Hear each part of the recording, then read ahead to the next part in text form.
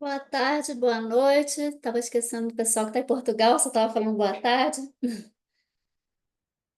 Vamos para a última sessão do dia, né? Sessão 24, sala virtual, Porto, que começa agora às 5h30. Então, vamos dar continuidade ao Congresso Internacional de Psicologia Fenomenológica Existencial da NUCAF. Peço que quem puder abrir a câmera para compartilhar com a gente, né? Para a gente ver as pessoas melhor, né? Hum. Lembrando que cada apresentação terá 15 minutos, mesmo que haja mais de uma pessoa, o tempo terá que ser dividido, né, entre as pessoas, e as perguntas serão feitas no final de todas as apresentações. Estou vendo que a Bia já está aí, né? Beatriz de Castro Lira. Quiser, pode já começar. Fique à vontade. Boa tarde. Oi, gente. Boa tarde se estão no Brasil. Boa noite se estão em Portugal. Eu estou muito feliz de estar aqui com vocês hoje, né? Já estou, ao longo do dia, migrando entre as salas virtuais e desfrutando aí do nosso evento. Estou feliz também em estar apresentando aqui hoje. Eu estou com duas telas, né? Estou compartilhando no computador e estou acessando, falando aqui pelo celular. Então, vocês vão me ver de vez em quando olhando aqui para o lado, justamente para poder compartilhar, tá? Mexendo aqui administrando no notebook a apresentação, tá? Eu posso começar a compartilhar, Ludmila? Pode sim. Beleza, então. É, o trabalho que eu trago hoje, né, é intitulado Enlutamento e Temporalidade, a patologização do sentir na era da técnica. Eu busquei sintetizar o que eu pretendo fazer para vocês hoje numa escrita, né, para que eu não me extrapolasse tempo, então eu vou fazer a leitura do trabalho, tá? É, Quando eu comecei a pensar a respeito das contribuições possíveis para este espaço, me veio à mente uma experiência marcante que eu pude viver num estágio da clínica escola da minha faculdade. Revisitar aquelas primeiras anotações me levou de volta à sala na qual aconteceu aquele plantão psicológico. As paredes brancas eram inversamente proporcionais ao universo de cores que habitava a história daquela paciente, mas que naquele momento vivia dias cinzas, ou melhor, anos. Naquela tarde eu atendia uma mulher de 62 anos que atravessava nadando abraçadas o mar tempestuoso das dores do luto. Acontece que nesse nado ela tinha acorrentado aos seus pés o peso de silenciar suas dores para seguir em frente, na mesma direção que os demais da família estariam seguindo. Essa mulher havia perdido há 3 anos o seu esposo, pai de seus filhos, companheiro de vida, primeiro namorado, definido por ela como o grande amor de sua vida. Estando ao lado dele desde os 15 anos de idade, se ver pela primeira vez diante dessa ausência permanente havia arremessado-a em um cenário de completa incerteza. Não se tratava da primeira vez em que ela estaria experienciando a dor da perda, mas em todas as ocasiões anteriores, ela tinha ao seu lado um parceiro com quem compartilhar suas dores. Eram um para o outro o alicerce que dava sustentação diante das instabilidades da vida, mas agora ela viu de perto o seu alicerce ruir diante da concretização da morte. Como se manter de pé e se proteger da queda? Ao longo do plantão, que teve duração de 3 horas, a paciente passeou por momentos marcantes de sua história de vida, em sua maioria episódios vivenciados junto a seu esposo. Histórias que ela não tinha liberdade de contar em casa, para que não afetasse o suposto progresso emocional de seus filhos com a dor do luto.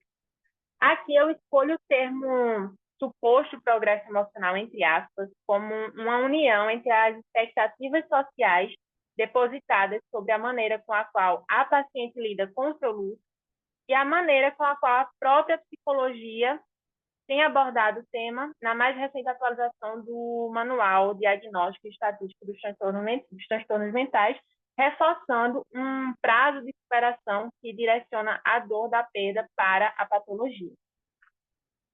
Além da dor intrínseca à perda, que a atravessava desde então, ela viu-se diante da exigência externa de retomar a vida e seguir em frente. Os filhos do casal, ao passar dos dias, retomavam suas rotinas, seguiam com seus trabalhos, seus planos para o futuro e suas respectivas constituições de família que tomavam novas formas. Enquanto isso, a matriarca parecia estar presa ao passado, de acordo com o discurso dos seus próprios filhos, que demonstravam preocupação com o estado da mãe diante da não superação dessa perda.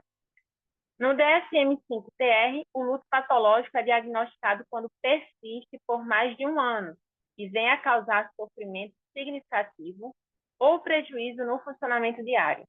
Como não haveria sofrimento e como superar em um ano a perda de uma vida? Não de uma vida sendo vida oposto de morte, não de uma vida como sinônimo de uma pessoa que chegou à finitude de sua existência, mas de uma vida vivida a dois. Uma vida desfrutada em conjunto, na qual ambos aprenderam a ser, sendo um com o outro. Essas são questões possíveis de reflexão a partir da clínica fenomenológica, mas que se encerram antes mesmo de serem consideradas dentro da lógica da psicopatologia. Afinal, as noções de normal e patológico não abarcam a singularidade e a profundidade dos vínculos de uma forma dos vínculos de uma vida, em seus critérios diagnósticos. Isso vai para além dessas formas pré-definidas. Um ano após sua perda, percebendo a dificuldade em retomar sua rotina, a paciente buscou psicoterapia e se deparou com um projeto que propunha a superação do seu luto dentro do período de 1 mês. Afinal, conforme aqueles critérios diagnósticos, ela estaria cada vez mais perto de gabaritar aquilo que foi nomeado como luto patológico. Uma das primeiras afirmações trazidas pela paciente nesse plantão era justamente a de que estaria ciente sobre o tempo ideal de luto e de que preocupava-se com os rumos da sua dor. Era como se, à medida em que precisasse desprender força de si mesma para nadar em meio ao mar do luto, ela olhasse constantemente para o peso amarrado em seus pés, buscando desprendê-lo de si. Era um nado perturbado, às cegas, conturbado, dificultoso e especialmente dificultado quando ela olhava à sua volta e percebia as pessoas que pareciam já ter se desprendido do peso em seus pés e seguiam com seu nado em direção ao futuro, a quilômetros dela. Mas como medir sua dor a partir dos parâmetros de superação de outros ou de um manual? Ou melhor, como olhar para sua dor quando todos se convidam a ignorá-la, fingindo que ela não existe e nadando contra a correnteza dos seus próprios sentimentos? Ao longo deste atendimento, o que me chega é que todas as supostas preocupações advindas dos meios da paciente se assemelham muito mais a cobranças de que este luto seja superado, em um movimento que diz de uma necessidade de adaptação diante da dor à realidade vivida, do que de um cuidado que vise realmente acolher como ela tem se sentido diante de sua perda. É uma necessidade do outro de que ela se adapte a uma vida sem seu companheiro dentro de um tempo X, para que seja dada continuidade a uma suposta funcionalidade desempenhada no dia a dia da mesma. Se torna, portanto, impossível olhar para este caso sem que sua compreensão contemple também a divisão sexual dos papéis desempenhados naquela dinâmica familiar. A paciente, que sempre cuidou de todos, agora se encontrava impossibilitada de cuidar de si mesma e de seguir com os cuidados para com os filhos, netos e atividades domésticas. A morte roubava seu chão e a perda do alicerce tornava instável sua estadia em si própria. Conforme o olhar dos outros e da mesma, seria necessária a intervenção da psicoterapia para que fosse feito o manejo correto desta angústia persistente. Mas como isso seria feito se, diante da busca por acolhimento e escuta de sua dor, a paciente se viu em meio a um processo psicoterapêutico que reafirmava a pressa em superar sua dor e em nada lhe permitia senti-la? Ela vinha sendo continuamente reapresentada a seguinte mistura de sentimentos: tristeza e saudade. Somava-se à frustração de não haver superado tamanha dor e somava-se a tudo aquilo que não pôde ser dito em meio ao seu luto, pois travavam na garganta. Durante aquele plantão, foi possível sentir que a paciente despejava uma parcela grande de tudo que não sentia permissão de expressar em outros espaços. O atendimento foi marcado por choros, fotos que me mostravam do seu amado, lembranças que inspiraram nela um leve sorriso e detalhes sobre o dia da morte. Pensar a clínica de base fenomenológica diante da experiência do luto nos chama a refletir acerca do espaço que nos é socialmente atribuído enquanto psicólogos. Espera-se muitas vezes que a psicoterapia desempenhe um papel de cessar as dores que não cabem ser sentidas em outros espaços. Junto a esta noção, a temporalidade atrelada à normalidade recai com peso multiplicado sobre os ombros dos sujeitos e seus afetos na era da técnica. E aqui eu passo para o próximo slide, que eu fiz o possível para sintetizar as dados que eu queria, centrais, né, que eu queria trazer para vocês, de maneira bem enxuta, né, para complementar o que eu trago desse caso, dessa experiência. A frase do Cândido Jerônimo Falzino, na obra da Ana Maria Lopes Calvo de Feijó, sobre luto, né? Que ele diz o seguinte: falar de morte e luto é falar de vida, cuidado, encontro entre humanos, perdas, dor, ressignificação e abertura de possibilidades. Assim, o espaço clínico corre o risco de tornar-se um modelador de sentimentos normatizados quando atende a esta necessidade de fugir aos tais critérios diagnósticos pré-definidos, sem que haja espaço para sentir o que, de fato, atravessa esse sujeito. Portanto, as reflexões acerca do luto a partir da perspectiva fenomenológica vão de encontro a este imperativo. Enxergar o luto como uma etapa a ser saltada, de preferência o mais breve possível, é escapar ao acolhimento do paciente em sua singularidade, enquadrando sua forma de sentir nos moldes externos. Portanto, retomo aqui, para encerrar minha fala de hoje, a leitura de Feijó, né, em Reflexões sobre Luto, Práticas Clínicas, conforme mencionei, onde ela nos traz isso. Ela nos recorda, né, um lembrete bem importante: construir uma clínica a partir de base fenomenológica é pensar uma clínica na qual o profissional caminhe com um olhar atento a como os sentimentos advindos da perda se mostram, entendendo os modos dessa existência como ela é, e não como gostaríamos que fosse. É isso. Eu agradeço a vocês por acompanharem, né, essa apresentação. Mais uma vez, estou bem feliz de estar aqui. No começo também, naquela preocupação de atender ao tempo da apresentação, acabei não me apresentando, né, inicialmente. Ainda tem tempo, 4 minutos ainda. Sou estudante da pós-graduação, né, de Clínica Fenomenológica em Infância, Adolescência, Famílias e Casais do NUCAF.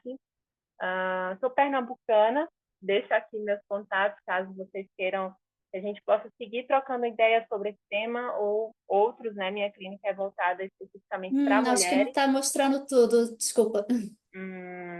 Agora apareceu? Apareceu o e-mail.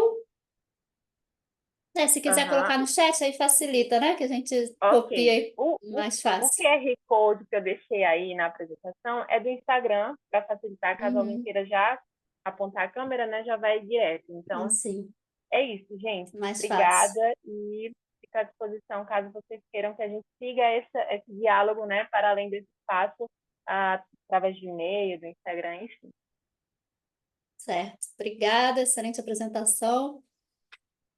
Obrigada. Agora, próximo é o Rui Siqueira de Lima e Gisele Lima Pereira. Boa tarde a todos, todas. Vocês estão me ouvindo bem? Boa tarde, sim. Então tá bom. Satisfação estar aqui, né, nesse congresso maravilhoso. Queria estar em Portugal, mas já que não é possível, né, as distâncias aí, ao mesmo tempo que nos separam, tantas outras coisas nos agregam, né? Bom, gente, então esse primeiro trabalho aqui, que tem como tema incluir, não é apenas fazer a matrícula, TEA e suas possibilidades em ambiente escolar. Durante o trabalho aqui eu vou falar um pouco dos processos metodológicos, mas adianto que ele foi um trabalho desenvolvido no 8º período da graduação. Hoje eu já sou psicólogo, então já faz um tempinho, ano passado, na verdade, e foi baseado no estágio básico, né? Não foi no estágio supervisionado, mas aí ao longo do trabalho eu vou explicando bem o porquê desse trabalho. Meu nome é Rui Siqueira de Lima, moro aqui em Manaus, no Amazonas, estou a 1 hora a menos de vocês todos aí, né, no fuso horário. E a introdução. Assim, as palavras-chave, né, que eu indiquei aqui para esse trabalho é psicologia escolar, TEA, inclusão escolar e educação existencial. Pois bem, a escola ela pode ser vista como um espaço privilegiado para a construção de relações interpessoais e para o desenvolvimento de habilidades socioemocionais. A importância de se conhecer as necessidades específicas, né, individuais de cada aluno, incluindo preferências de aprendizagem, desafios específicos, bem como também o comportamento de cada uma delas, que podem afetar, né, o seu desempenho na escola. Tudo isso e outros elementos a mais devem ser levados em consideração no escopo de um plano escolar para a educação, para a dita educação, e aí dita entre aspas, tá, gente? A dita, entre aspas, educação inclusiva, que tem como pressuposto atender estudantes que convivem com alguma deficiência. O perfil funcional dessas pessoas, com as suas habilidades específicas, habilidades existenciais, quando adequadamente empregadas, podem ser mais eficazes que os neurotípicos, né, ou normais. A intervenção em sala de aula é uma parte importante do tratamento para as crianças com transtorno do espectro autista e envolve observações e avaliações regulares. No entanto, a escola regular não está pronta para receber em suas salas de aula alunos com essas especificidades. Essa é a primeira problemática. Embora, a segunda problemática, o número, né, de alunos TEA em escolas regulares tenha crescido a cada ano. E aqui eu trouxe alguns dados, não são tão recentes, mas são de 2023, de que a cada 36 alunos, um tem um diagnóstico do espectro autismo. Então, esse número ele tem uma crescente absurda, né, nesses últimos anos. Pra você ter uma ideia, em 2017, eram 77 mil crianças, né, com diagnóstico, com laudo, e, atualmente, o número que se tem trabalhado, tanto no ensino infantil, fundamental e médio, 2021, esse outro dado aqui, é de 300 mil. Então, um crescente de 280% de alunos na escola básica, na escola regular, no ensino regular, convivendo com transtorno do espectro autista.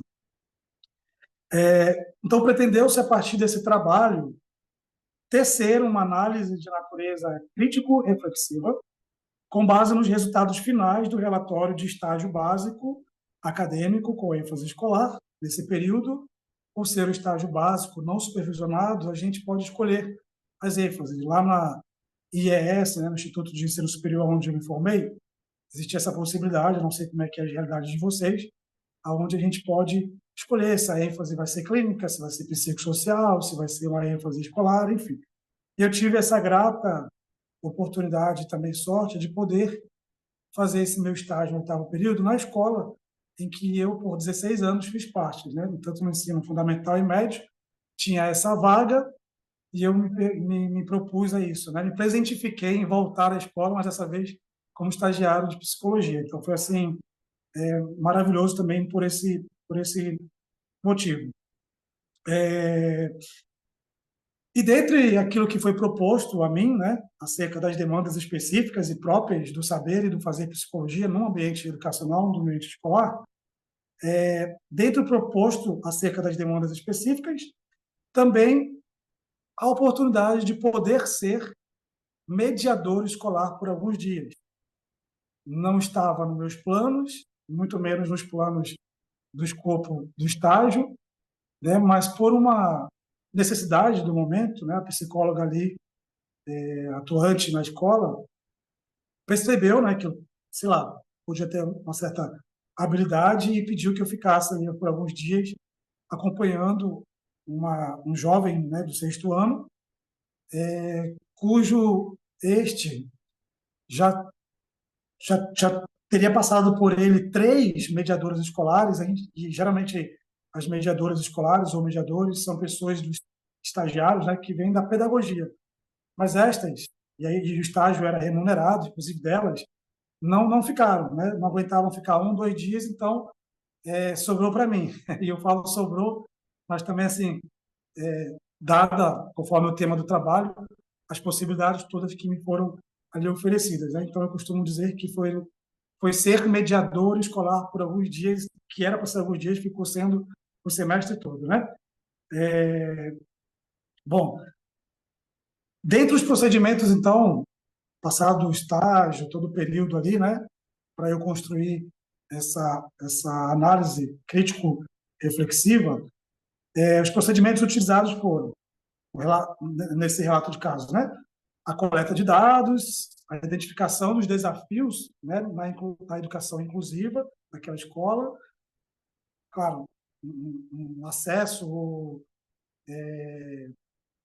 o acesso, a consulta, né, a bibliografia, a revisão, a literatura, melhor dizendo, análise crítica, identificação de pontos fortes e fracos, reflexão pessoal para mim também enquanto estagiário, futuro profissional naquela época, né?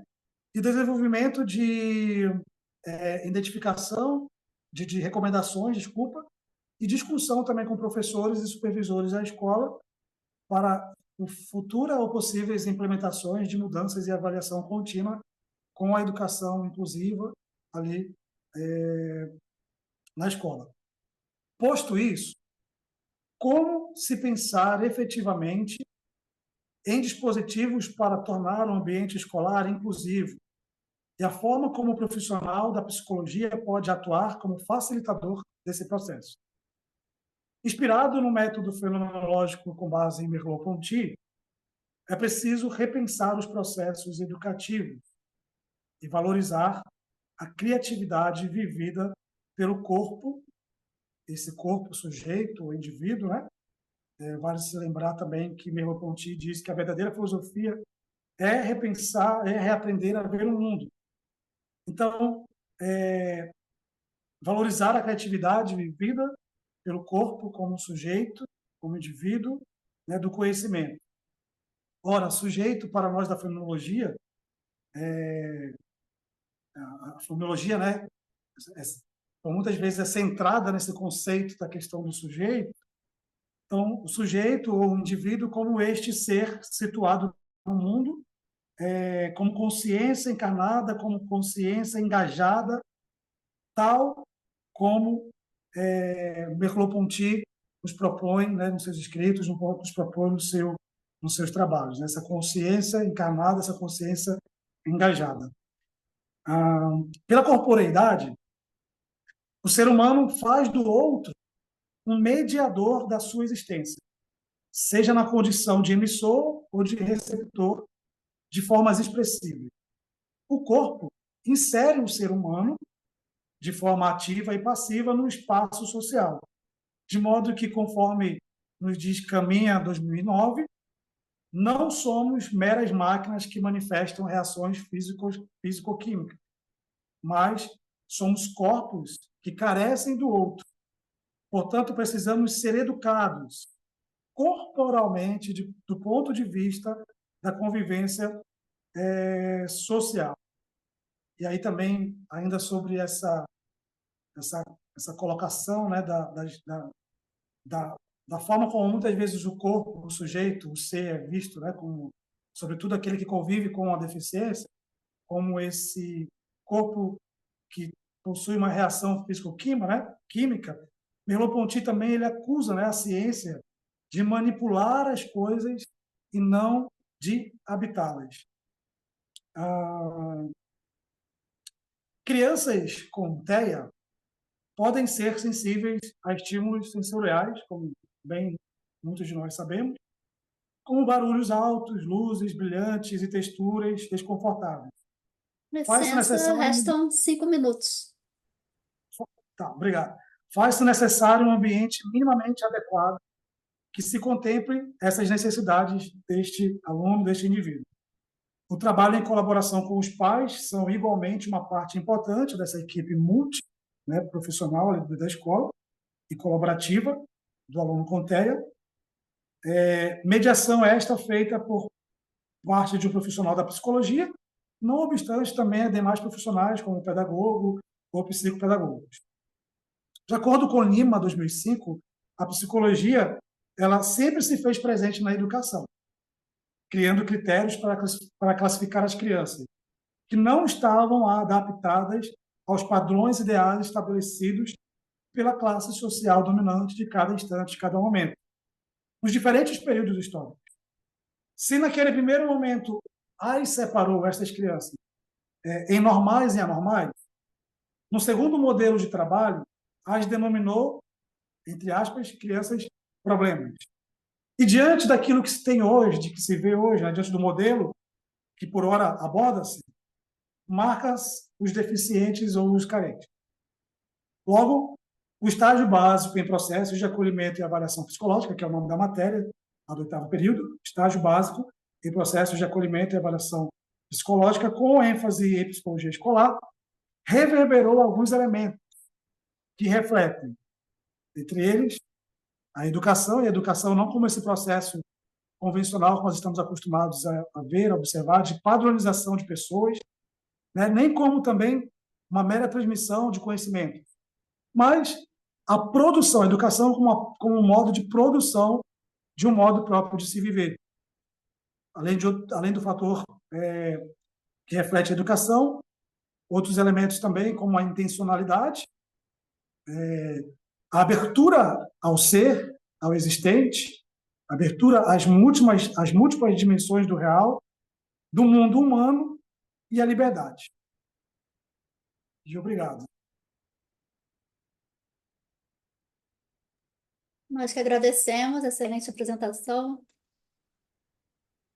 Agora, próxima, Lorena Gabriele Soares Onofre, Maria Clara e, não sei o que falar, o Alice tem Passos Garcia. Isso. Isso aí. Fiquem à vontade. Tudo bem? Tudo bom. Compartilhar primeiro?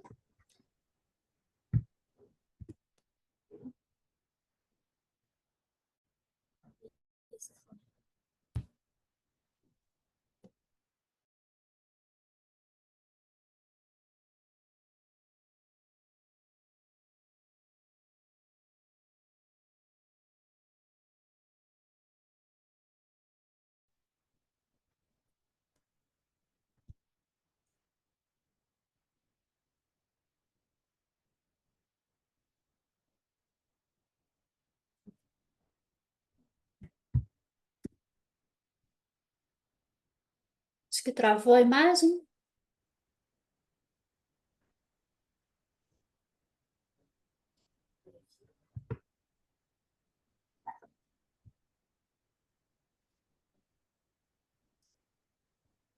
Parece que congelou justamente na hora que ela ia compartilhar, né?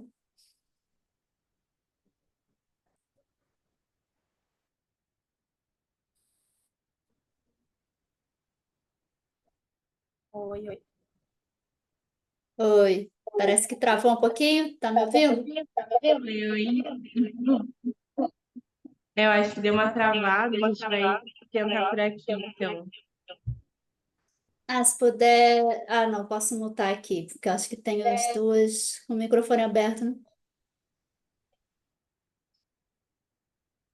Tenho as duas com o microfone aberto.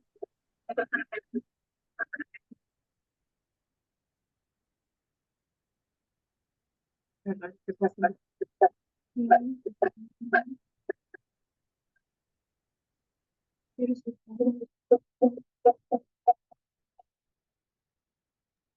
Ah, eu tava falando com o microfone fechado. Eu mutei uma das duas, não sei se o que que é melhor.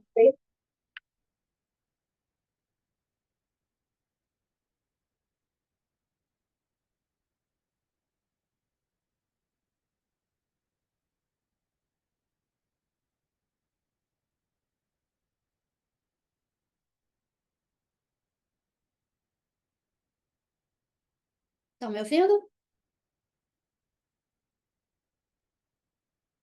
Tá, o microfone tá fechado. Peraí. Não sei qual é melhor aqui.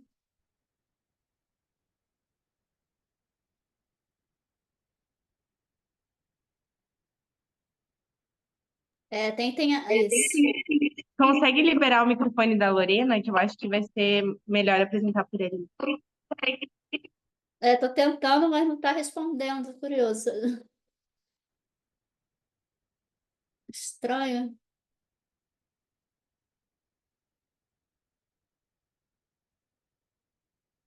Não sei o que tá acontecendo, porque eu clico e ele não faz nada. Deixa eu ver.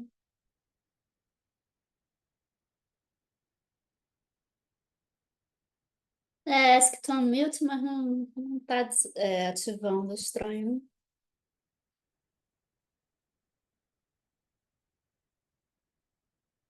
Deixa eu ver aqui. Né? Os slides, eles estão aparecendo. Sim, Tá, então a gente vai começar a apresentar. só tá dando eco. Não sei por quê, porque um tá mudo, né?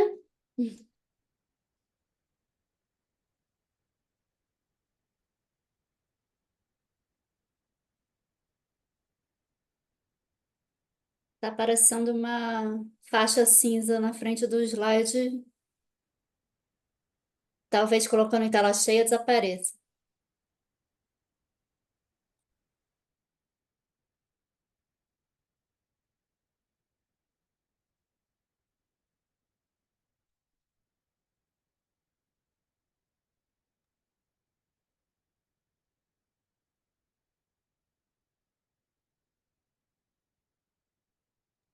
Né? Não sei por que que não tá funcionando o botão, né? Eu clico ali, nada acontece. Agora a gente está compartilhando o slide ou não? Tá, mas tá com uma tela cinza na frente. Não sei se colocando em tela cheia vai melhorar. Tá. Pronto, veja se melhorou. Ver se a conexão que tá devagar, que ainda não mudou.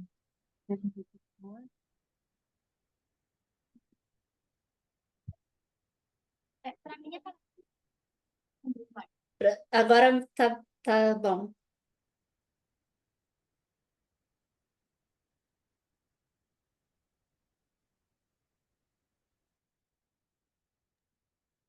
Pronto, só não tô ouvindo. Não sei se já estão falando. Então, tudo bem. Nós vamos começar a nossa apresentação. Eu sou a Maria Clara, estudante de psicologia. Boa noite, eu sou a Lorena. E junto com o nosso professor o Wallenstein, a gente desenvolveu esse trabalho, intitulado Eu Deveria Estar Feliz, uma perspectiva fenomenológica sobre a depressão pós-parto.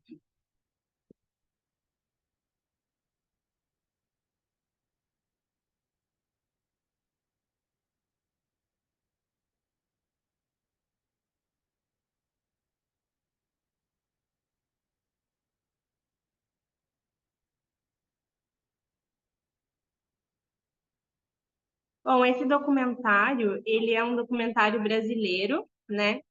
de Cláudia Priscila.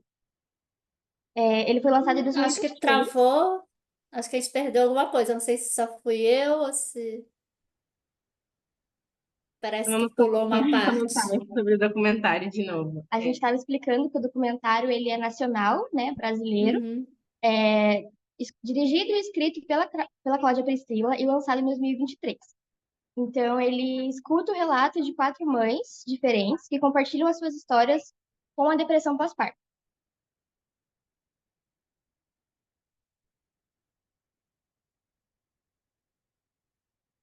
Primeiro, a gente trouxe alguns dados, uma contextualização sobre a depressão pós-parto. Então, a prevalência da depressão pós-parto afeta em torno de 26 mulheres e mães no mundo, e sendo muitas vezes subdiagnosticado. As principais causas são as mudanças hormonais, a falta de sono, desafios com a amamentação e a pressão para corresponder ao ideal de mãe perfeita. O impacto da DPP é que ela aumenta o risco de problemas de desenvolvimento para crianças e piora a qualidade de vida das mães. Bom, esse documentário, ele vai trazer a história de 4 mães, né? E 4 mães que têm vidas muito diferentes, histórias muito diferentes, perspectivas. Então, o primeiro relato seria da Lorena, que se mostra uma jovem com planos, com uma expectativa de gravidez para um futuro. E quando essa gravidez acontece, é num momento em que ela não está preparada, ela não está querendo essa notícia. E ela sente que isso afetou muito a forma que ela viu o parto dela. Então, ela colocou essa expectativa em cima do parto.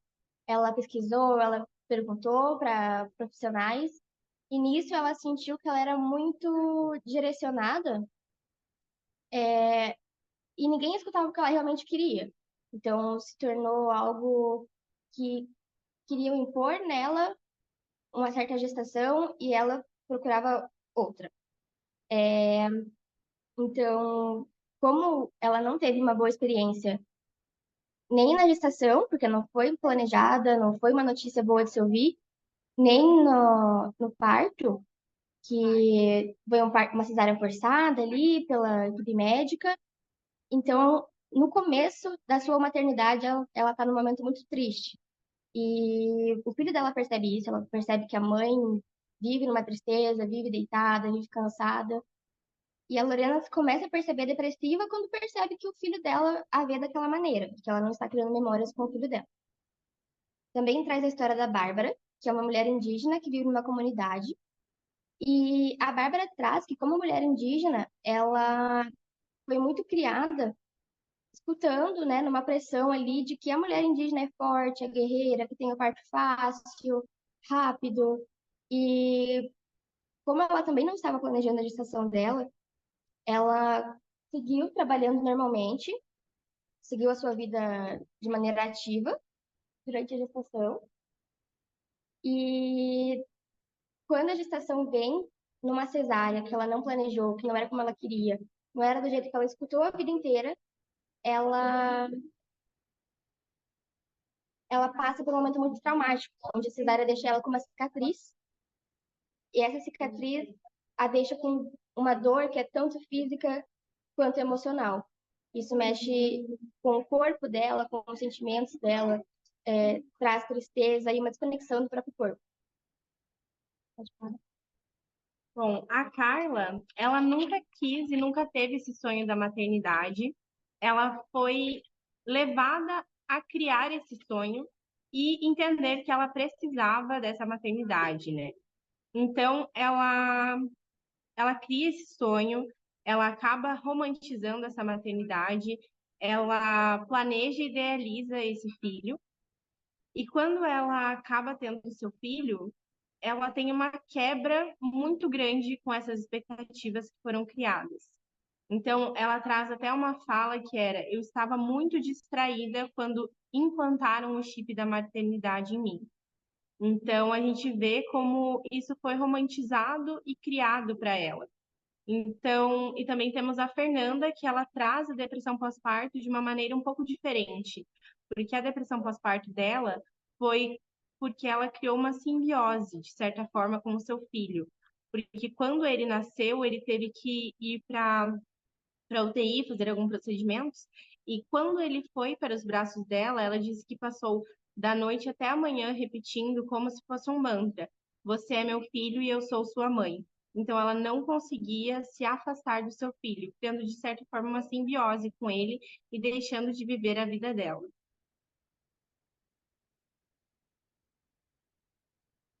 Agora a gente vai trazer alguns conceitos da fenomenologia, mas lembrando que a gente vai citar fenomenólogos, mas eles não falaram sobre a depressão pós-parto. Isso é uma análise nossa, sobre o que eles falaram da depressividade. Então, como o Arthur Tatosian traz, a depressividade representa uma alteração profunda na forma como o sujeito vive sua realidade, influenciando a relação com o tempo, o espaço e com os outros. E no contexto da depressão pós-parto, a gente vê a Lorena, que descreve o nascimento do seu filho como algo que fez com que ela se sentisse perdida, desconectada da sua vida anterior e com dificuldade de imaginar o seu futuro além da maternidade. Eugênio Minkowski também define a depressão como uma rigidez existencial, com uma perda de fluidez temporal. No caso da Fernanda, ela sentiu que estava fora do ar, né, um relato dela, que ela se via presa em um tempo e parecia se arrastar. Então, ela se sente aprisionada no presente e ela não consegue enxergar um futuro para ela mesma, um futuro feliz.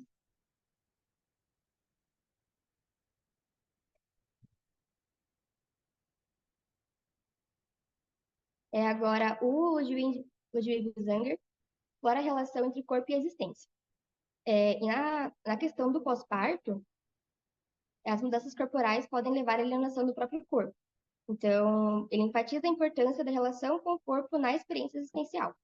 Ali no caso da Bárbara, que enfrentou uma cesárea que a deixou com uma cicatriz, né, deixou marcado o seu corpo, aquilo virou não só uma dor física, mas uma lembrança emocional e uma marca ali daquele momento traumático, daquele sofrimento que o parto trouxe para ela. No caso, no conceito de Huberto Stellenbach, a depressividade é vista como um movimento dinâmico, que reflete a interação entre fatores internos e externos. Então, ali o exemplo da Carla, que experimentou sentimentos ambíguos entre o amor pelo filho e a pressão esmagadora da maternidade. Então, sentimentos como raiva e culpa são esses sentimentos ambíguos e que, ao mesmo tempo que ela via a maternidade de maneira muito romantizada, ela enfrentou uma maternidade que ela descreveu como um filme de terror. Bom, relacionando um pouquinho mais também, né, com a fenomenologia, né, a gente tem que ver não apenas como um distúrbio, mas como, de certa forma, uma crise existencial que a mulher vai ter que passar, porque ela precisa ver como ela se coloca nesse mundo novamente, né? Como ela se coloca como mãe agora, com o seu bebê, com esse tempo e espaço em que ela vive, e como ela está lidando com esse novo eu, esse eu mãe. A gente traz a temporalidade, né, como a Lorena disse, porque essa depressão pós-parto, ela vai criar um sentimento de estagnação, porque essa mãe não consegue ver um futuro e esse futuro é muito incerto. Ela se sente presa nesse presente com as demandas da maternidade, que são esmagadoras. E elas não conseguem, então, imaginar um futuro além dessas demandas da maternidade. A gente também tem Licença, restam 5 minutinhos. a corporalidade, né? Porque a gente vai explorar esse corpo da mãe, que antes era uma fonte de prazer e de identidade, agora vai se tornar uma fonte de alienação e de dor. E a gente sabe que muitas mães acabam planejando o parto normal e acabam encontrando com uma cesárea, o que vai gerar um sentimento, né, que essa mãe não estava preparada para lidar nesse momento tão frágil da vida dessa mulher. E também da amamentação, pois muitas acabam não conseguindo fazer a amamentação, né? Talvez uma pega correta. Então, muitas mães, inclusive as do documentário, elas trazem essa desconexão com o seu próprio corpo, se sentindo distante deles e incapaz de controlar ele, né? E essa ambiguidade existencial também, porque a depressão pós-parto vai trazer essa luta entre dois eus, o eu pré-maternidade e esse eu materno. Como o Tellenbach, ele vai trazer, né? Que essa ambiguidade emocional identitária e ela é central nessa depressão. Por exemplo, a Carla, ela traz que ela tinha um amor profundo pelo filho, mas o peso das responsabilidades maternas eram esmagadores e que resultava em um conflito interno constante, né? Como a depressão pós-parto, ela vai trazer uma frase que muitas mulheres acabam trazendo, que elas amam, né, ser mães, mas odeiam a maternidade.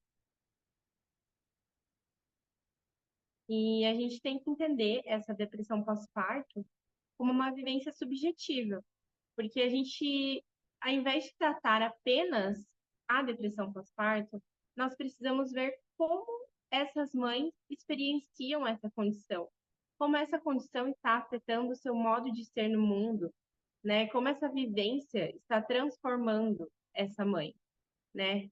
Essa depressão pós-parto, ela pode ser vista como uma ruptura na continuidade da identidade da mãe, porque ela vai precisar se adaptar a uma nova realidade que muitas vezes está em desacordo com as suas expectativas prévias, né? Então é um momento bem complicado. E é isso, a gente só quer encerrar agradecendo, né?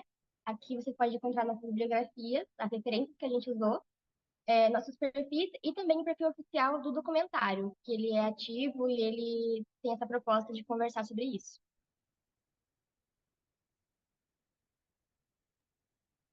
Obrigada, meninas. Adorei a apresentação.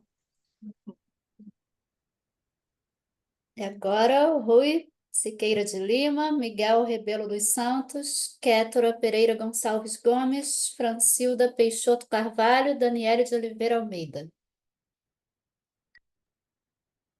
Oi, gente, eu novamente. Oi. Então, esse segundo trabalho, né, ele é o resultado um pouco do nosso trabalho final de graduação, que foi feito em grupo. E eu quero discorrer aqui sobre. O tema é Convivendo com Alzheimer na Família e o Luto Antecipatório, uma perspectiva baseada em vivências. A incidência da doença do Alzheimer no Brasil, assim como outras doenças crônicas neurodegenerativas, está diretamente ligada com o crescente envelhecimento da nossa população aqui no país. Cerca de 1,7 milhão de pessoas com 60 anos ou mais possui algum tipo de demência. Só o Alzheimer corresponde a 55% desse total aí de 1,7 milhão de pessoas de 60 anos. Então, a demência do Alzheimer, de Alzheimer, constitui-se em uma patologia neurológica degenerativa progressiva, irreversível, ou seja, não tem cura, mas tem tratamento, caracterizada principalmente pela deterioração das habilidades cognitivas e físicas, muitas vezes associadas a sintomas cognitivos, tais como sintomas psicóticos, depressão, mudança repentina de comportamento, de humor, elementos que são típicos dessa doença. E, além de outros tantos elementos, características, sinais e sintomas, isto tudo resulta em um pesado fardo para os que lidam diariamente com estes pacientes, né? Aquilo que nós chamamos de cuidadores, né? E, e feminizando aí as palavras, né? Como a gente gosta de fazer na fenomenologia, o cuidador, né? Aquele que realmente diariamente, a todo instante, está cuidando ali da dor daquele paciente e que precisa também cuidar-se para não ficar pior que o paciente que possui, né? Que tem a demência do Alzheimer.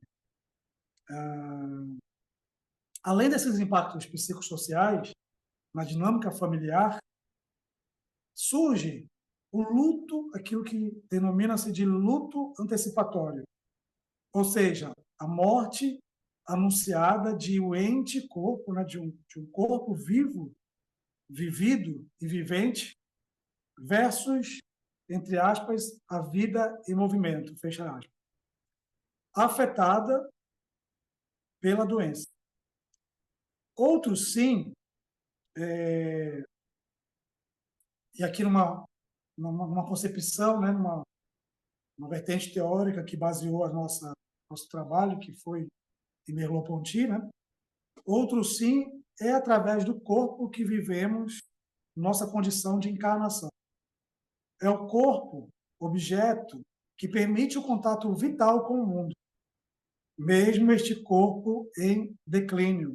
No meu caso, da pessoa que está ali com Alzheimer, sobretudo já em fase avançada final, que é o caso aqui deste trabalho, que mais à frente eu vou falar.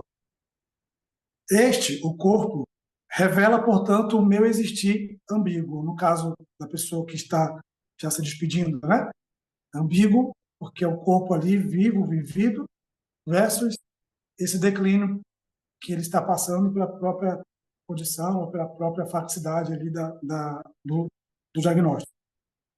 O luto antecipatório é definido como a possibilidade da elaboração de uma perda antes que essa aconteça de maneira concreta e pontual, oportunizando ao sujeito ou aos sujeitos vivenciarem a despedida e a reorganização necessária diante da morte. Heidegger, na sua obra Ser e Tempo, afirma que cotidianamente faz-se a experiência do morrer dos outros. A morte, continua Heidegger, é um inegável fato da experiência. Então, o presente relato de experiência trata-se do trabalho final de graduação, que teve como objetivo central compreender os desafios emocionais enfrentados pelas famílias que convivem com o paciente com a demência de Alzheimer. É uma pesquisa empírica, né, de cunho exploratório, de base qualitativa, em que, após o levantamento prévio bibliográfico, foi realizada uma visita domiciliar, onde aplicou-se como ferramenta uma entrevista reflexiva coletiva semi-estruturada junto aos familiares desse paciente. Nós visitamos aqui em Manaus uma associação chamada Abraz. Ela tem subsede, né? Ela tem unidades em quase todos os lugares do Brasil. Abraz significa Associação Brasileira de Alzheimer, e ela existe especificamente para apoiar, enfim, dar um apoio social, psicológico aos familiares e cuidadores de pessoas com Alzheimer. E aí, na visita que nós fizemos a essa associação, mensal, eles se reúnem, fazem rodas de conversa, palestras para esse público, né, para a família, para os familiares. Então, ali nos forneceram, nos apresentaram uma família e a gente fez, então, a nossa pesquisa com essa família. Então, fizemos a visita exploratória ali, domiciliar, onde entrevistamos 3 filhos dessa paciente que já está, né, está viva ainda, em estágio avançado, ou seja, a terceira fase do Alzheimer. O Alzheimer é dividido por 3 partes, né, por 3 momentos. A primeira fase inicial, geralmente o paciente não precisa ainda de uma ajuda, né, ainda a pessoa consegue viver de forma independente. A segunda fase, que a gente chama de moderada ou intermediária, já é aquela que ele começa a confundir as pessoas, né, os seus entes, a trocar os locais, os objetos, né, do espaço, enfim, as funções dos utensílios, né, a não reconhecer mais os seus entes, até aqueles que estão mais próximos. E a terceira fase, por assim chamada, a final ou a grave, geralmente o paciente já acamado, totalmente dependente, já não se expressa mais verbalmente, já não se alimenta mais como antes, enfim. E essa paciente se enquadra nessa terceira fase. A partir, então, dessa visita e da aplicação dessa entrevista, né, reflexiva, coletiva, semi-estruturada, nós fizemos, então, um levantamento dos dados, onde, compilando esses dados, compreendeu-se profundamente, mas não absolutamente, óbvio, alguns desafios enfrentados por essas famílias na família que nós visitamos, possibilitando aprender estratégias de apoio mais eficazes e sensíveis às suas necessidades, às necessidades dessa família. Estratégias como, né, e elementos que identificamos nessa pesquisa como os desafios emocionais, negação, abnegação, né, depressão, enfim, processos e psicossociais e elementos muito presentes no seio dessas famílias que convivem, né, que cuidam das pessoas que têm Alzheimer. Mudança de rotina, impactos na vida pessoal do cuidador, seja ele o cuidador informal, que são esses geralmente filhos, familiares, netos, ou até mesmo o cuidador formal, que são aqueles profissionais que se habilitam, né, que a gente geralmente contrata e paga para estarem na casa da pessoa cuidando de forma profissional. Então, também impacto na vida dessas pessoas, foram algumas coisas que nós levantamos também, alguns dos elementos. Além do fortalecimento da rede de apoio, do apoio familiar, do apoio de amigos também, do serviço de saúde e comunitário existente ou não, né, nas diversos lugares, na cidade, nos bairros, enfim, que possam dar o sustento mínimo, apoio mínimo e multi a essas famílias e a esses cuidadores. Além de tecer novas possibilidades para o viver desde a ausência tão presente de quem amamos. Né? É ambíguo, mas é exatamente isso que nós encontramos. Uma ausência presente de um corpo vivo, vivente, mas que está no declínio e se despedindo.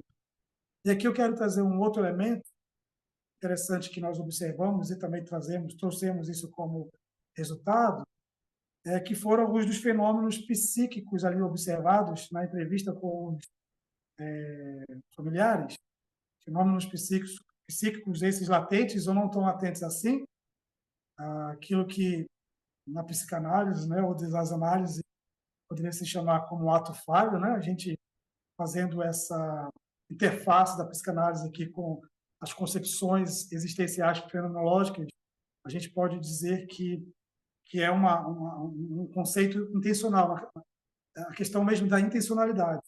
Um dos Licença, entrevistados, faltam 5 minutinhos.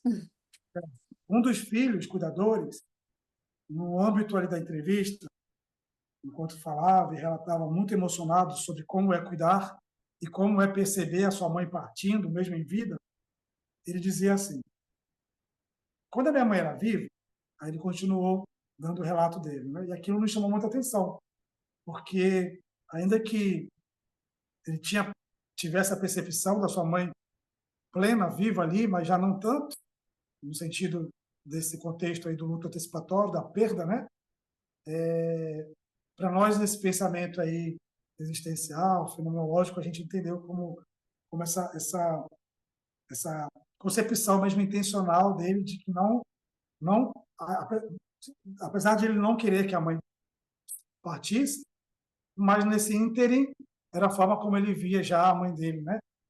Não mais viva, claro, pelas funções, por aquilo que ela representou e representava para ele, né? Então, as novas possibilidades para o viver, desde a ausência presente de quem amamos. E aí, a frase que eu termino essa reflexão é: enlutar-se é, no horizonte do ser para a morte, projetar-se como o ser no mundo. E aí eu queria fazer um adendo só para finalizar, até porque foi também uma consideração feita ali na nossa banca, né, do nosso trabalho final, quando fomos avaliados.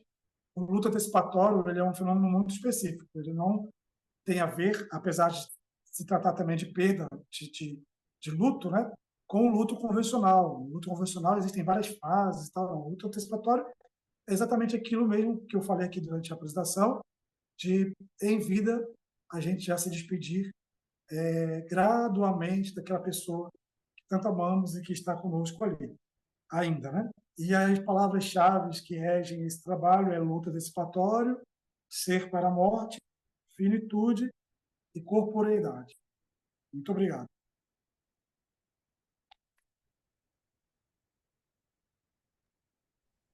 Com dificuldade aqui para acessar o áudio. Nós que agradecemos. Excelente tema, né? Muito importante. Agora, Líbia Maria Silva Bernardo.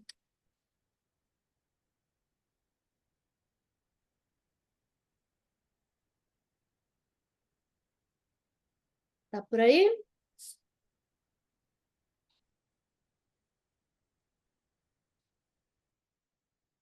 Boa noite. Boa noite.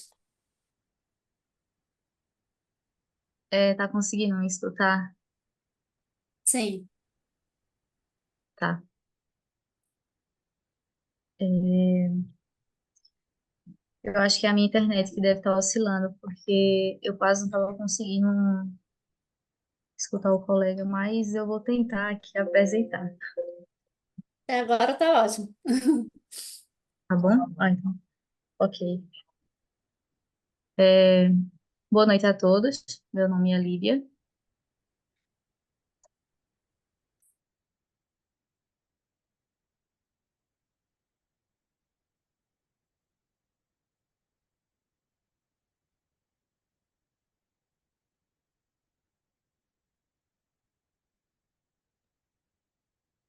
Desculpa, tá? Eu tô trabalhando aqui na escola. Às vezes aparecem umas peripécias aqui.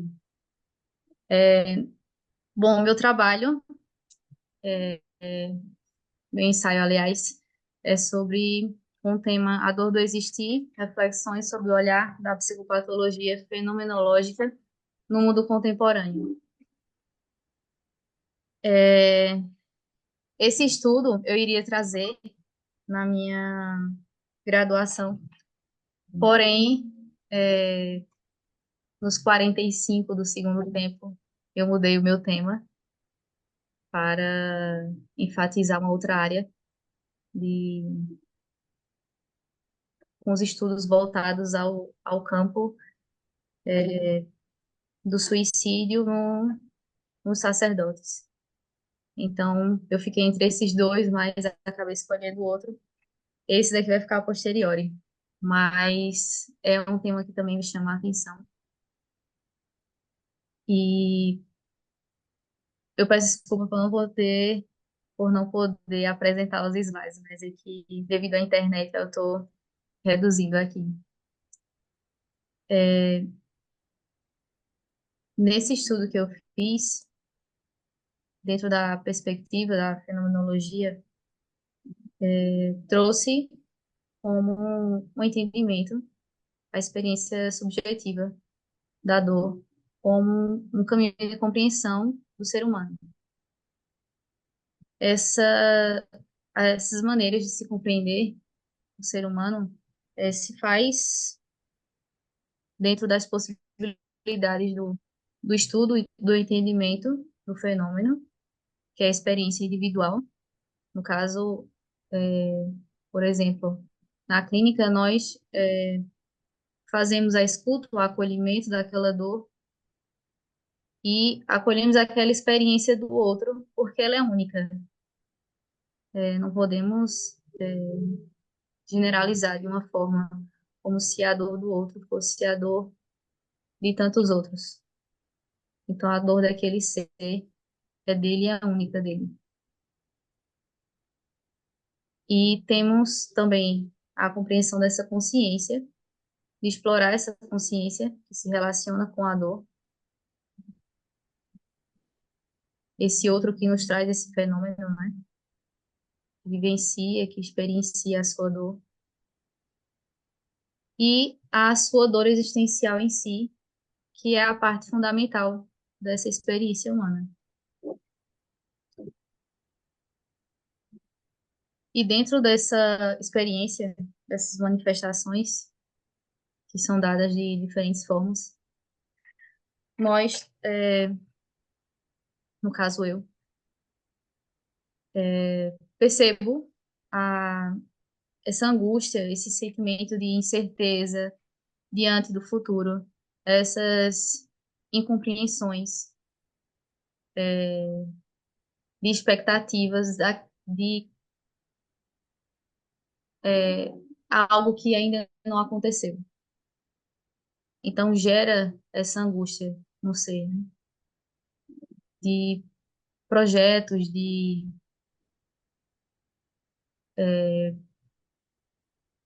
mecanismos em que a pessoa pensa num futuro que ainda não chegou. Então, o ser ele é lançado de diversas maneiras para esse mundo, para esse lugar, que ele ainda não está presente naquele momento. Então, isso acaba gerando essa angústia, esse vazio, dessa sensação de falta de significado, de uma falta de propósito, porque a pessoa está lá se projetando para um futuro, como eu já disse, que ainda não aconteceu.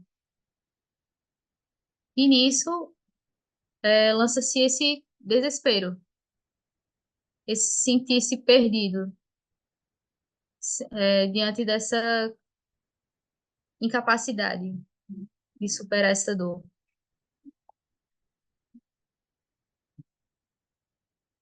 É, nos estudos em Heidegger, nós temos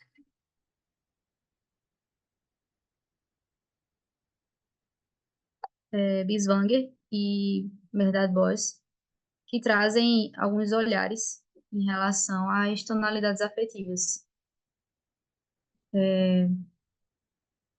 Vou trazer algumas aqui. O tédio, como eu já havia mencionado nesse trabalho, uma tonalidade que ela desperta no ser humano uma total suspensão do horizonte do existir. Há um esvaziamento desse tempo que dá essas possibilidades que elas acabam desaparecendo, essas possibilidades. Não sei se vocês já escutaram uma música do Titãs que fala sobre o tédio. É como você tem tanta coisa para fazer, você tem tantos projetos para construir, mas você não está em disposição, você não está sentindo essa necessidade. Aquilo que permeia o ser naquele momento é um nada, é o vazio. Você não encontra sentido naqueles projetos. Então, nisso se perfaz o tédio, né? E dentro desse tédio, nós encontramos essa angústia, esse rompimento, né? Com as sedimentações desse mundo fático, que ele se lança no horizonte de sentido, de uma forma totalmente radical, onde se rompe essa questão de que do ser que está em projeto, do ser que está em constante construção consigo mesmo, interação com o mundo, interação com os outros. Há esse rompimento quando ele é tomado pela angústia. E nessa angústia, Heidegger traz alguns pensamentos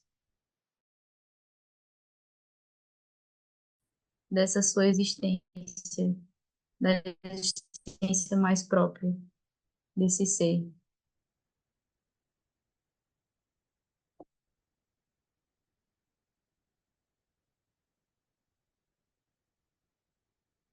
O papel o papel da terapia fenomenológica seria a compreensão, buscar essa compreensão profunda dessa experiência subjetiva do paciente, aquilo que ele traz é acolhido, aquilo que ele traz dos seus fenômenos é apanhado, é trazido para de uma forma de compreensão, de acolhimento e de explorar essa experiência, essa dor que o atravessa dentro da conversa, da escuta, auxiliar essa pessoa, o paciente, a conhecer melhor, a encontrar o seu caminho, a encontrar o propósito de vida, o sentido da jornada em que ele se encontra. Então, Nesse trabalho, eu trouxe um pouco, né, para falar sobre essas questões, porque vemos que estamos caminhando em um período em que tudo está acelerado. Então, essa forma célere de viver está deixando com que o ser humano não seja presença, não seja presente, porque ele está sempre correndo, sempre à procura daquilo que está à frente dele. Só que é algo que ele não consegue alcançar. Assim. E nessa corrida, ele não observa aquilo que ele está perdendo no caminho, ou aquilo que ele está perdendo na presença. E isso vai lhe tomando de angústia. Então, dentro da clínica, é um trabalho dessa compreensão, né? De trazer esse ser, trazer esse paciente para se trabalhar essa presença, o momento presente, para que ele possa se olhar e ver essa experiência de dor que ele está passando, esse atravessamento, para que assim ele possa encontrar essas possibilidades de caminho, de uma nova caminhada. É isso. Já ia avisar que faltam 5 minutos. E obrigada a Terminou todos antes. pela escuta. Imagina, nós que agradecemos. Muito boa a apresentação. E agora, novamente, o Rui, né? Rui Siqueira de Lima, Miguel Rebelo dos Santos, Gilmar Araújo Teles.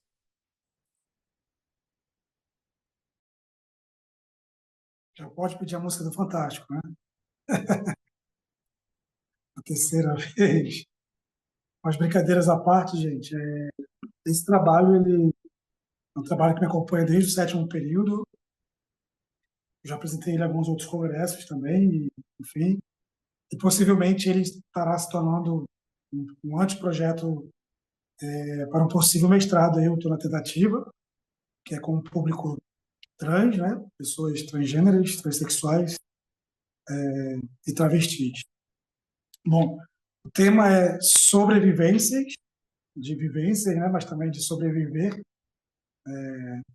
de corpos silenciados, uma cartografia fenomenológica de vidas trans interseccionadas por opressões sociais. A suspensão de direitos básicos da população LGBTQIAPN+, e o preconceito, e eu acho interessante enfatizar isso aqui já no início da apresentação, que toda vez que a gente vai falar ou trabalhar, né, emergir com um tema tão sensível como esse, com um público também tão marginalizado, né, como este, um dos principais pressupostos é a gente entender minimamente esses fatores, né, preponderantes e marcadores sociais que fazem com que esses corpos, sejam de trans ou de toda a comunidade LGBT, sejam aniquilados, sejam silenciados, sejam apagados, excluídos, alienados, enfim. O Brasil continua sendo ainda o país que mais assassina pessoas LGBT e pelo 15º ano consecutivo nós estamos aí no ranking, no topo do país que mais mata pessoas trans também. Então, de todo modo, o preconceito e a suspensão de direitos básicos a esta população são esses fatores preponderantes que fazem invisibilizar essas pessoas e também excluí-las. Conforme afirma Butler, Judith Butler, o direito da existência legítima de pessoas trans, dos transgêneros, transexuais, igualmente dos homossexuais, são e necessitam ser reconhecidos como integrantes produtivos e fazem parte de uma sociedade que obrigatoriamente deve proporcionar garantias constitucionais a todas, todos e todos. Segundo Merleau-Ponty, a existência corporal é sempre um movimento de existência em direção ao outro e a si mesmo.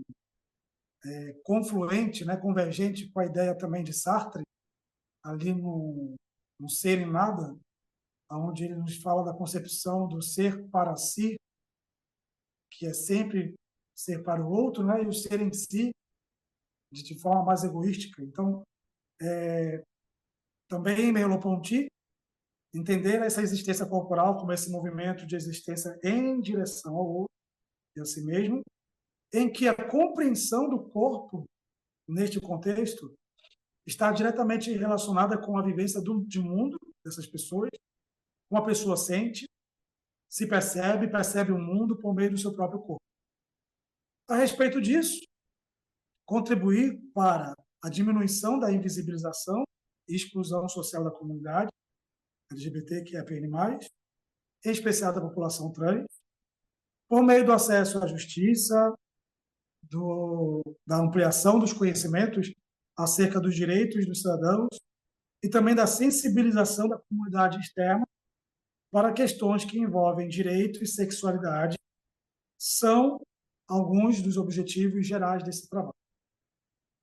Os procedimentos metodológicos consistiram em algumas visitas técnicas exploratórias, né, de observação, visitas de observação, à Associação de Travestis, Transsexuais e Transgêneros do Estado do Amazonas, a ASOTRAN, a qual forneceu dados para essa pesquisa. Utilizou-se um método da análise temática, que permitiu identificar os principais assuntos abordados nessas visitas, né, de observação, junto com o público da ASOTRAN, gerando, assim, uma temática principal.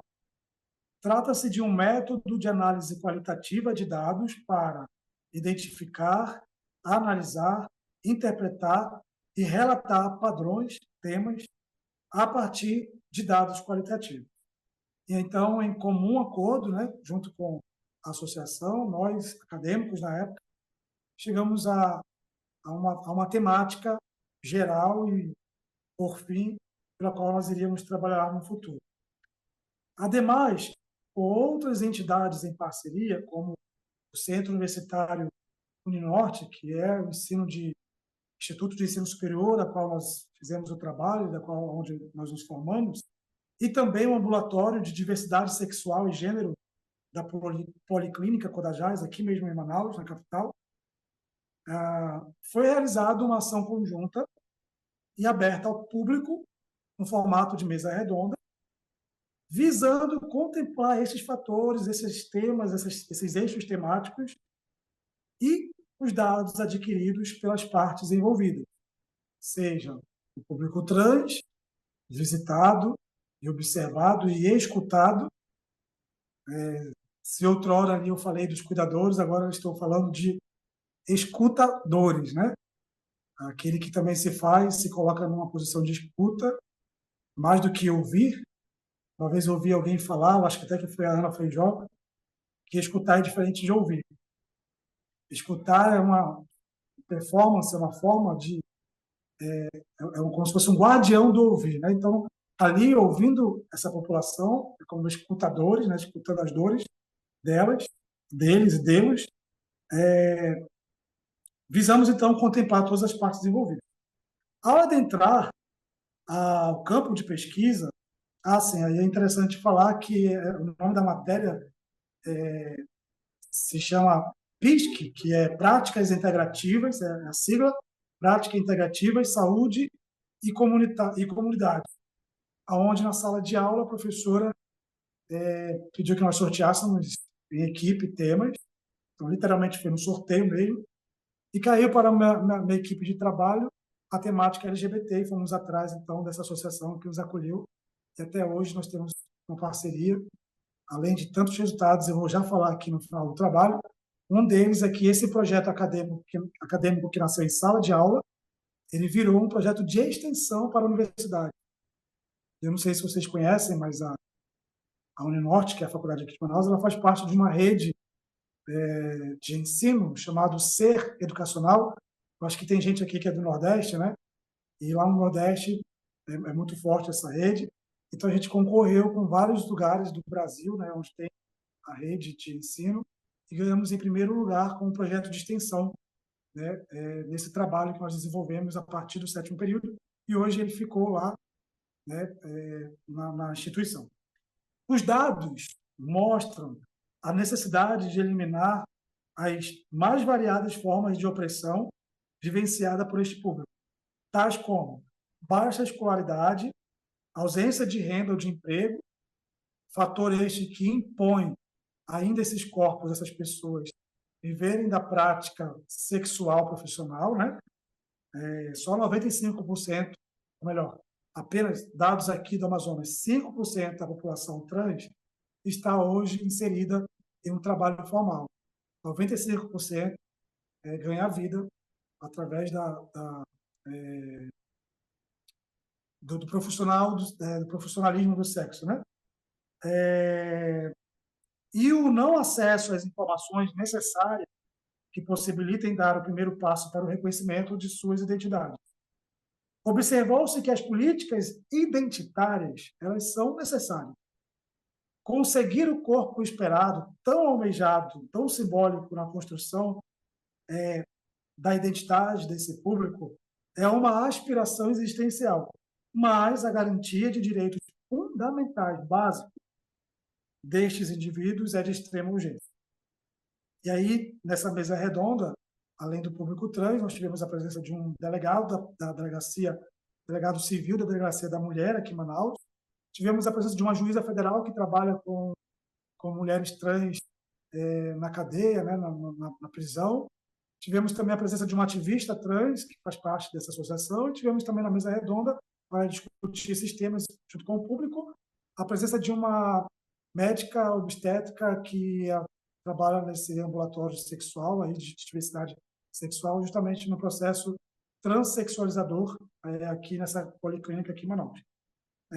Então, a garantia de direitos fundamentais desses indivíduos é de extrema urgência, como já falei. Então, portanto, instiga-se pensar em iniciativas afirmativas, né, que atendam aos pressupostos enviesados entre si desta população, em estratégias que possibilitem viabilizar serviços básicos, garantindo assim a dignidade da pessoa humana. Por meio dessa pesquisa, pôde-se mergulhar em vários mundos. O mundo das Licença, 5 transgeneralidades, minutinhos. o mundo das transgeneralidades, o mundo do trabalho da atividade sexual, o mundo do sofrimento ético-político, que é um termo em que se utiliza muito na psicologia social, ali pela psicóloga Ana Social Sabaia, onde ela fala que o sofrimento ético-político é aquele sofrimento em que a pessoa ela sofre aniquilação, aniquilamento, só pelo fato de ela ser quem ela é, né? E também um mundo de lutas para existir e ser. Um outro fator importante que é interessante mencionar também nesse trabalho é a questão da visibilidade como exponente existencial e primordial, né, do público LGBT, em especial trans, que perpassa pelo número populacional, né, pelo índice populacional, ainda aqui no Brasil, negligenciado, por assim dizer. Vocês terem uma ideia, só agora, neste ano, o governo federal, através do IBGE, pela primeira vez, fez uma pesquisa, um levantamento para se descobrir os dados, né, os números dessa população. Por enquanto, o que se tinha era apenas algumas pesquisas de algumas universidades que dizem, né, uma estimativa, que hoje cerca de 1,9% da população do Brasil se autodeclara como trans ou não binária. Isso significa cerca de 4 milhões de pessoas, né? Então, esse dado, essas subnotificações, ainda muito retardatárias, também é um fator preponderante de invisibilidade dessa população, que só agora, como eu falei, e está previsto agora para o 3º semestre o lançamento, né, dessa pesquisa com esses dados, né, e isso a gente sabe que influencia muito aí no desenvolvimento também de projetos, né, de políticas públicas e afirmativas para este público. Então, finalizando, acredita-se que, enquanto sociedade, o engajamento contra todas as formas de preconceito, injustiça, violência e exclusão necessita-se ser com elas, ser com eles, ser com eles nessa luta. O silêncio não pode ser cúmplice de uma estrutura que oprime e mata. Por fim, entendemos que, e aí o tema, né, sobrevivência, acerca da vivência, mas também relatando um pouco como esses corpos têm sobrevivido a essas violências. Então, sobreviventes do quê? De quem? Sobreviventes ao próprio corpo, presos, esses corpos, nos seus próprios corpos, né? As palavras-chave que orientam esse trabalho são gênero, transgeneridade, transfobia, corporeidade e necrotranspolitics. Muito obrigado pela atenção. E pela paciência de aguentar 3 vezes aqui, né? Nós que agradecemos. Temas muito importantes, né? Cada um diferente do outro, né? Que você trouxe. Sim. Agradecer a todo mundo que está aqui ainda até essa hora, né? Porque depois de um dia cheio. Mas estamos aí para perguntas, temos alguns minutinhos ainda, né? Que essa mesa teve 6 apresentações, né? Teve mais que as outras. Aí sobrou pouco tempo, mas ainda podemos abrir um pouco para perguntas. Eu só queria, na verdade, foi mais uma curiosidade da colega que me antecipou agora, na última. Ela falou que ela ia fazer 2 trabalhos, né? Ela apresentou um, depois ela falou acerca da, não sei se foi suicídio ou dor, eu não sei se ela está aqui ainda, eu acho que ela saiu, né? Acho que é Líbia, né? Não está mais Isso, aqui. não tá. Tava um problema na conexão, né? Na verdade, foi mais uma curiosidade que ela ia falar de um trabalho que acho que falava sobre a questão do suicídio entre sacerdotes, depois ela mudou, acho que é mais por curiosidade mesmo. Pena que não deixou contato, né? Que no Sim. final que eu peço para deixar ele no chat, porque às vezes no slide não aparece, né? E ela acabou nem apresentando o slide.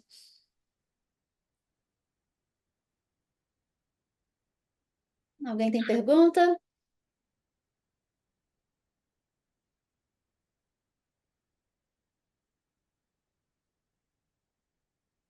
Todo mundo cansado.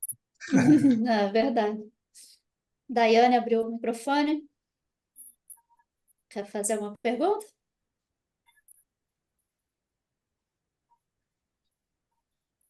Você está falando? Eu vi que abriu o microfone, mas não estou ouvindo.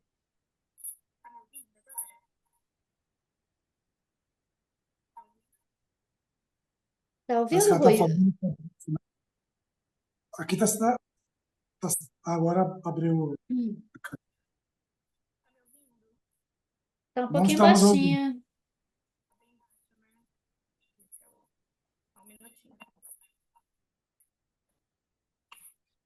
É que eu tô sem o fone.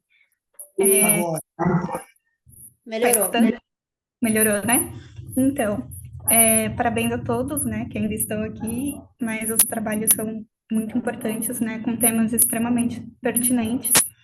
E eu queria só fazer um comentário, né, que é uma percepção que eu tive durante, né, enquanto eu passava pelas salas no dia de hoje, né, de apresentação, que é o ser perfeito, né, que é ou o ser que não se encaixa naquilo que é comum, né, que é o ser perfeito tanto a criança quanto o adulto, né? Que é uma mãe perfeita, um filho perfeito, a criança perfeita, né? Se você não é bom, você é ruim.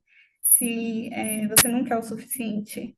Que é uma pressão para ser o que nos é apresentado, né? E nunca ser quem realmente somos e quem queremos ser, né? Existimos em uma sociedade onde há ideais muito explícitos e definidos, né? O que acaba estigmatizando aquilo que não se encaixa nesses ideais, né? E isso é uma das coisas que adoece alguém, né? Seja uma mãe que não se sente feliz após o parto, a criança que tem algum transtorno, alguma deficiência, e até mesmo os pais que talvez façam parte de algum ideal, mas que tem crianças que não fazem, né? Então, o não fazer parte causa angústia, né? Causa sofrimento, né? Porque acaba sendo difícil você se desvencilhar daquilo que esperam de você ou te denominam, né? Que para você conseguir ser você e você conseguir se mostrar para além de um transtorno, né? Para além de um sofrimento, ou para além de um ideal, né? Que eu acho que eu vi muito disso nas apresentações durante o dia, né? Que é aquela criança que tem um TDAH, a mãe pós-parto que precisa ser feliz, né? Então, a mulher transgênero, né? Então, a gente vê muito disso. E é isso. Parabéns a todos. Né, a sociedade cobra muito que a pessoa seja perfeita, né? Curioso isso. E essa Sofrimento. perfeição, geralmente, já baseada em concepções bem estabelecidas, né? Como a Daiane falou.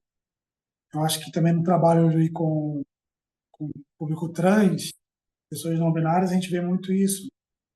O nosso olhar deve ser voltado muito a essa realidade hoje, de que não existem, nós fomos habituados, convencionados a isso, né? Causa e efeito, né? Como você falou, certo e errado, mas nesse íntere entre um e outro, nesse caminho entre uma possibilidade e outra, geralmente apenas de forma dualística, né? Existe um percorrer, né? Existe um hiato, existe um abismo que seja, né? E, eu penso que para o Congresso, para a gente que está aqui refletindo, fica essa instigação nossa aí, né? De uma psicologia crítica, mas também substancial, né? Não crítica por crítica, né? Mas substancial a dar voz e vez e razão para novos modos de existir que a todo momento fazem parte, né, da do nosso mundo vivido também, né?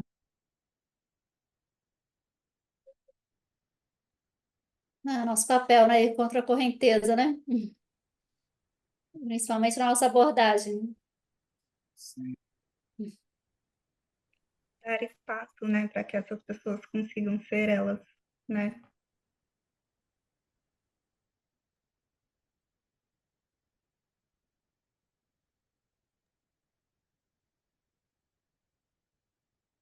Ah, quanto à apresentação sobre Alzheimer, eu lembrei de uma tia que realmente ela ficou 10 anos sem reconhecer ninguém, sem falar com ninguém, era como se não estivesse ali mais, né? Só o corpo está presente, mas a pessoa em si já não está mais, né? Sim. Porque ela não Eu cuidei reconhecia da minha, ninguém, não falava mais, só. Então, realmente, o luto já começa antes, né? Antes dela falecer, de fato.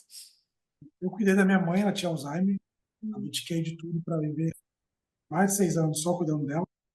Depois que ela partiu, inclusive, foi uma das motivações que me fez escolher psicologia, né? Eu tenho uma outra formação, mas depois eu procurei a psicologia justamente pelo contato ali da equipe, né, dos psicólogos, dos médicos.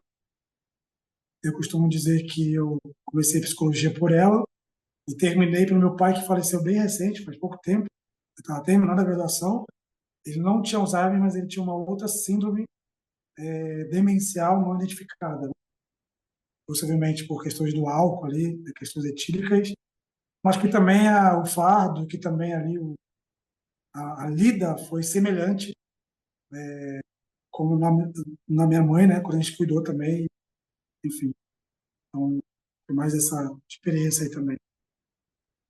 Ah, meus sentimentos. Obrigado.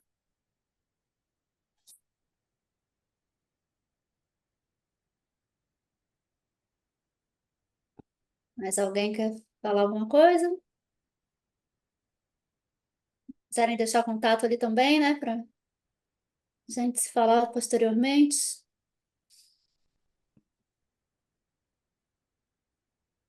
Pra quem não tiver, né? Vou deixar o contato.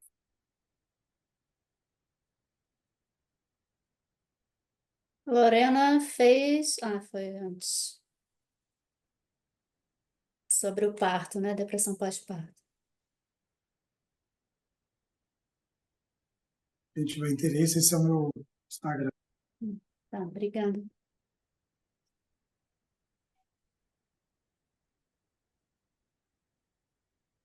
Então, podemos encerrar. Todo mundo está cansado agora, né?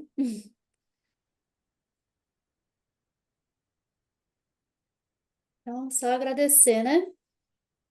Desejar um ótimo congresso, como é que está começando hoje. A gente se vê por aí. Muito obrigada. Então, pessoal, boa noite, viu? Obrigado. Parabéns. Tchau. Boa noite. Boa noite.